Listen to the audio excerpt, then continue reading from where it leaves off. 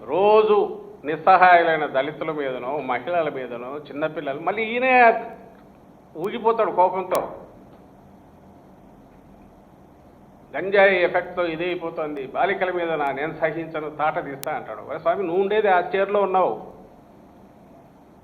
మేము అడగాల, ప్రజలు అడగాల, సివిల్ సొసైటీ అడగాల ఏం చేస్తున్నావు బాబు అని. నువ్వు ఫాలో అప్ ఏం చేసావు ఒకటి చూపించు.